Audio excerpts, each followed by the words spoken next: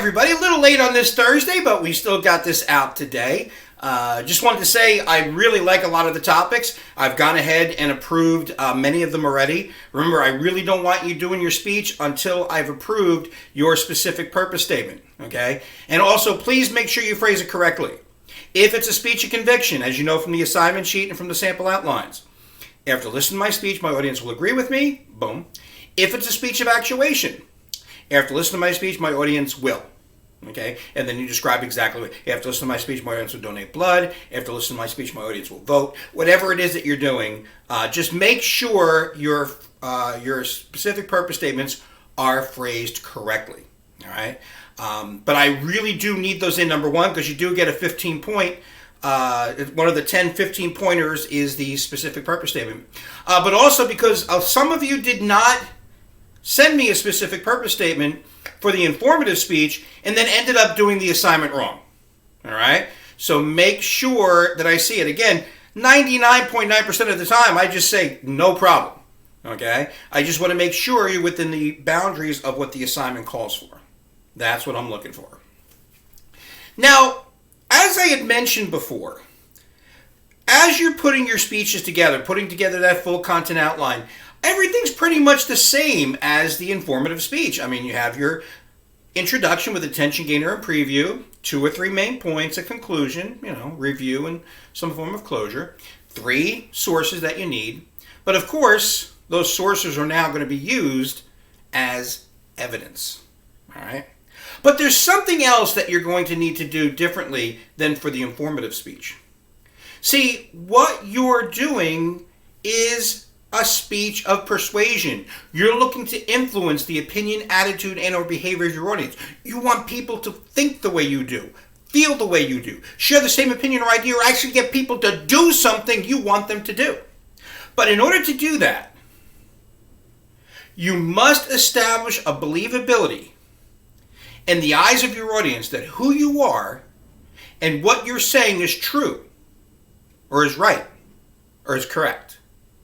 And when you establish a believability in the eyes of your audience that who you are and what you're saying is true, right, and or correct, you then establish, what's the word I'm looking for? Credibility. All right. Now, in your textbook, they talk about the 3 types of credibility that you can establish. And again, some people have established credibility before they even speak. Some actually establish credibility during the speech.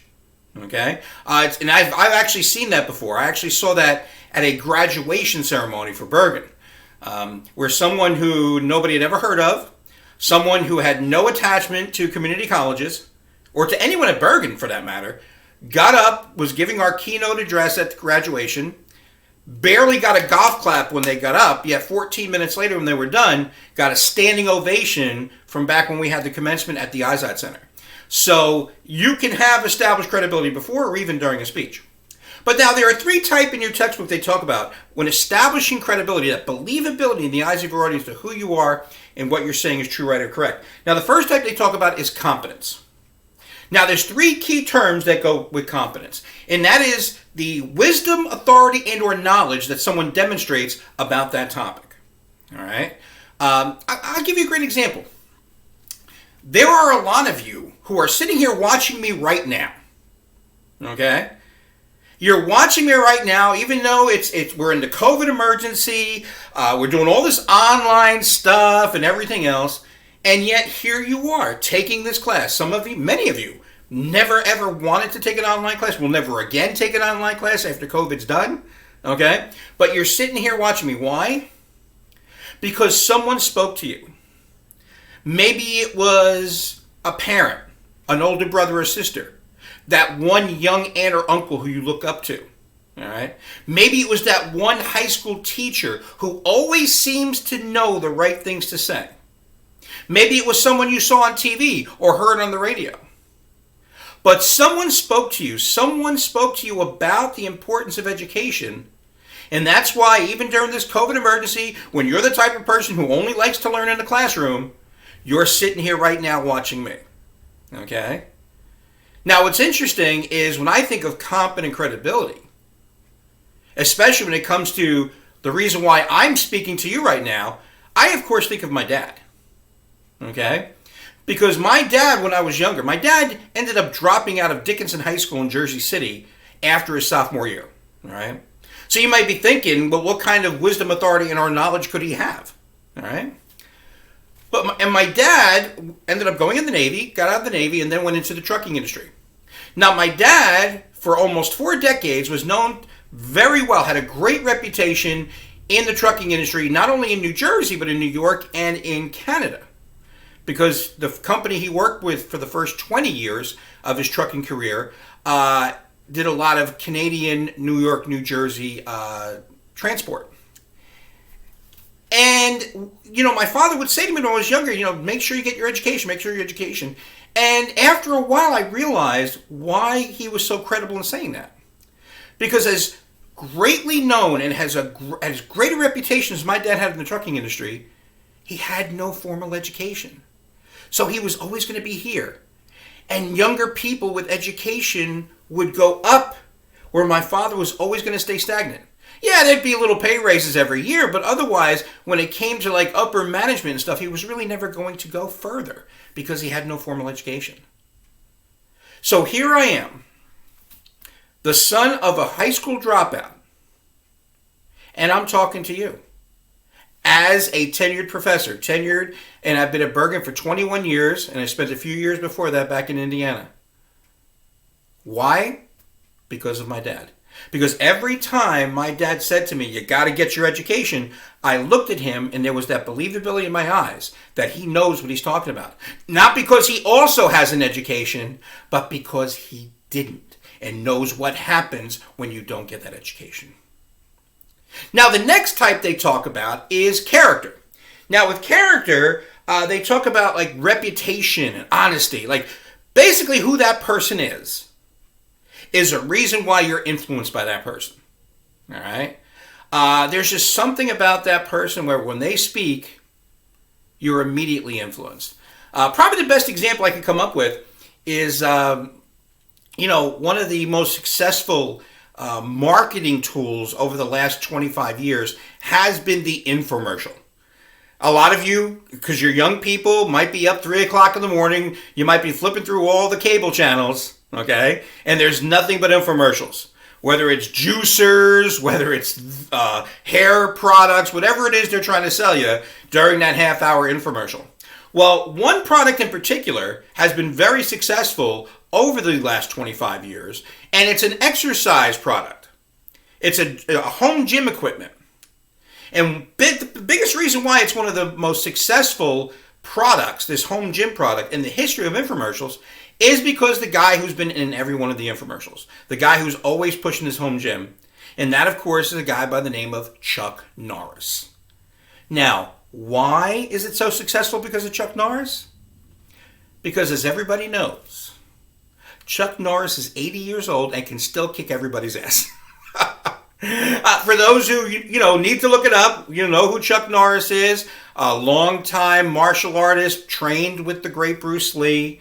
Had that legendary fight at the end of one of Bruce Lee's movies. And then, of course, became an actor himself in his own right.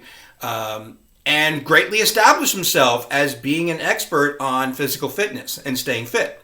So what happens is people are watching this infomercial, and when Chuck Norris says, I use this every day and it keeps me in great shape, and he's in his like 60s or 70s, and you're like, well, if Chuck Norris uses it, I got to use it too. Boom. You go ahead and you send away for the home gym to be sent to you. And a couple days later, Amazon shows up with a big box in the home gym. Or whichever gym product it was. But it's been one of the most successful ever. Why? Because people are influenced by Chuck Norris because, well, he's Chuck Norris. And that's character. Finally, there is establishing credibility based on charisma. And there are 4 key terms there. And that's appealing, concerned, enthusiastic, and sincere. And it's 1, 2, 3, or a combination of all 4 that makes for a charismatic speaker. Now, this is someone who may not be able to implore on you that, yes, they have the knowledge, but they certainly have the charisma. And they use that to go ahead and influence you. Well, the evidence for me is clear, and the evidence for you is clear also, who when I talk about being a charismatic speaker, someone who influenced me based on their charisma. If you go to my YouTube channel, if you go up and down, you're almost only going to see videos of this class going all the way back to the spring semester. But if you look at the first video I posted on my channel, it goes back 5 years ago. And it was when I turned 50 years old. And as you can see, I'm bench pressing quite a bit. And let's be honest here, even at 55 years old, my chest is much larger than the average male's chest. Well, there's a reason why. And the reason why is when I was 14 years old in 1978, I had cable TV, we had HBO. And I'm about to go into my freshman year of high school. And I start watching this movie. It's a documentary. And it was based on the 1975 Mr. Olympia. All right. Now, I didn't know much about bodybuilding or anything like that. But I'm watching them talk with and film all of these bodybuilders and them working out in the gym and lifting all this weights. And of course, their focus was on this 28-year-old immigrant from Austria who's now an American citizen. He was going for his 6th straight title and then he was going to retire. He was the biggest person. He looked better than anybody else. And he was the cockiest son of a bitch I've ever seen. Now, I couldn't really pronounce his last name. It was Schwarzenegger. I don't know. All I did was have to pronounce his first name, and that's Arnold. And of course, I'm talking about Arnold Schwarzenegger. And the film that I'm talking about is called Pumping Iron. It came out in 1977. I saw it in 1978 for the first time. And Arnold Schwarzenegger had a huge impact on me. His influence based on his charisma, his charm, his appeal. Okay? Watching him work out the way he did. And then, of course, being as confident in himself. I mean, this guy, I've never seen anyone with more self-confidence than Arnold Schwarzenegger. I mean, there's no surprise whatsoever after seeing that movie to realize how he became, at one point, the #1 box office star in the world, and then to serve 2 terms as the governor of California, the largest state population-wise in America. And as you can tell here, look at me at age 50 and look at the weight that I'm pumping out. All right? It's because of Arnold. It was all because of Arnold. He had a great influence on me. So, with that said, you have your assignment. I'm looking for you to tell me each and every one of those type of credibility. I want you to tell me someone who influenced you with competence, a person who influenced you with character, and someone who influenced you with charisma. And that's going to be due on Sunday night.